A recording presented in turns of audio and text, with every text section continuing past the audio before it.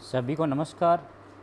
आज हम स्माइल कार्यक्रम के अंतर्गत सप्ताह 2 वीक 2 का जो आपका गृह कार्य आया है उसको हल करेंगे, साथ ही उस पर चर्चा भी करेंगे।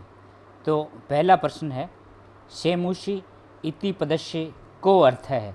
सेमुषी इस पद का क्या अर्थ है। देखो आपकी किताब का क्या नाम है, सेमुषी। तो सेमुषी का अर्थ पूछ रहा है। तो सेमुषी का अर्थ होता है बुद्धि या समझ, बुद्धि या समझ। प्रथम है पाठ है इतस्य नाम किम, पहले पाठ का नाम क्या है। तो क्या आ जाएगा इसका, शुचि पर्यावरणम, शुचि पर्यावरण, पर्यावरण शुद्ध रहे, पर्यावरण स्वच्छ रहे। विचित्र साक्षी इति पाठस्य कर्म है वर्तते, इस पाठ का कौन सा कर्म है। तो आपके पाठ की शुरुआत में जो लिस्ट दे रखी है उसमें कर्म आप देख सकते हैं। अष्टम है, आठवां नंबर का पाठ है आपका। प्राणेभ्यो अपि प्रिय है, सुहृद पाठस्य लेखक है कै, प्राणों से भी प्रिय मित्र, इस पाठ के लेखक कौन हैं। तो इस पाठ के लेखक हैं महाकवि विशाख दत्त है, महाकवि विशाख दत्त। शुक सप्तति ग्रंथात कै पाठ है संकलित है, शुक सप्तति ग्रंथ से कौन सा पाठ लिया गया है। तो बुद्धि बलवती सदा, बुद्धि बलवती सदा, यह पाठ सुख सप्तति नामक ग्रंथ से लिया गया है।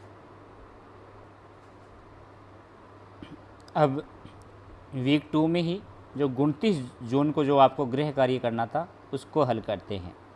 पहला क्वेश्चन है, सूची पर्यावरणम इति पदस्य को अर्थ है।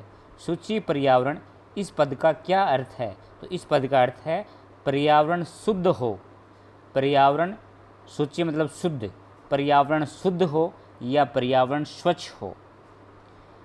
लस लतिका ग्रंथात कह पाठ है संकलित है, लस लतिका ग्रंथ से कौन सा पाठ संकलित किया गया है, कौन सा पाठ लिया गया है। तो सूची पर्यावरणम, सूची पर्यावरण। ऐसे क्वेश्चनों के लिए आपको क्या करना है, आपके जितने भी पाठ हैं उन पाठों का क्रम संख्या, कौन से नंबर पे है, प्रथमा पाठ है, द्वितीय पाठ है, और वह पाठ किस ग्रंथ से लिया गया है, और उस पाठ के रचनाकार कौन है। ये तीनों बातें आपको याद कर लेनी चाहिए ताकि इस संबंध में कोई भी क्वेश्चन आए वो आपका सही हो, गलत नहीं हो। वायुमंडलम मलिनम कथम भवति, वायुमंडल मलिन कैसे होता है या वायुमंडल गंदा कैसे होता है। तो वायुमंडलम मलिनम यंत्राधिक्येन भवति, वायुमंडल मलिन यंत्रों की अधिकता से होता है। तो एक पद में देना है तो यंत्र। अब देखो आपके क्वेश्चन दो टाइप में लिखने होते हैं, ये तो एक पद में उत्तर दो और एक पूर्ण वाक्य में दो। तो एक पद में उत्तर देना होता तो यंत्राधिक्येन इतना लिख दो, और पूर्ण वाक्य में देना होता तो आपको ज़्यादा कुछ याद नहीं करना। इसमें एक कथम शब्द है, ये रहा, इस कथम प्रश्नवाची शब्द है, इसको तो छोड़ दो, इसकी जगह यंत्राधिक्येन लिख दो, पूर्व वाक्य में हो जाएगा। तो पूर्व वाक्य में कैसे लिखेंगे, वायुमंडलम मलिनम यंत्राधिक्येन भवति, वायुमंडल मलिन यंत्रों की अधिकता से होता है। यंत्रों में आपके कल उद्योग धंधे, कल कारखाने, मोटर गाड़ियाँ, ये सब कुछ आ जाते हैं। कवि ही कुत्र गमनाय अभिलषति, कवि कहाँ जाने की इच्छा करता है।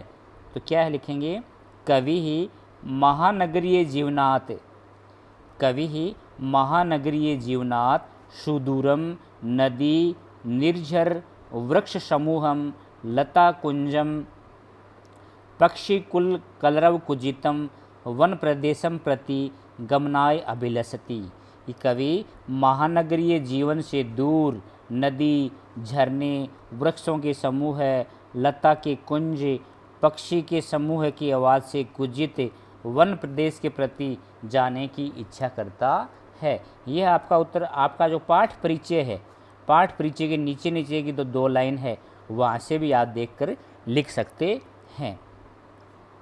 संधिम संधि विच्छेदम कुरुत, संधि या संधि विच्छेद करना है तो पहला देखो परि प्लस और पर्यावरण का संधि विच्छेद क्या होगा, परि प्लस आवरणम, परि प्लस आवरणम। संधि कौन सी है, यण संधि।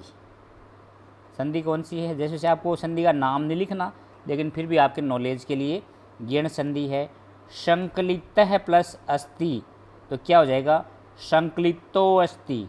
संकलितो अस्ति, विसर्ग का ओ और अस्ति का ए है, उसका क्या हो जाएगा? अवग्रह है। ये है विसर्ग संधि। यंत्राधिकेन, तो क्या हो जाएगा? यंत्र प्लस अधिकेन, दीर्घ संधि। मनः प्लस च, तो क्या हो जाएगा? मनश्च, विसर्ग संधि। किंचित, तो क्या हो जाएगा? किम प्लस चित्त। किम प्लस चित्त, क्या हो जाएगा? किंचित। किम का अंत में मैं है, मैं ये चित्त का जो च वर्ग का 5वां वर्ण हो जाएगा, तो क्या हो जाएगा? ये किम प्लस चित्त, क्या हो जाएगा? किंचित। यदि अनुस्वार के बाद के वर्ण का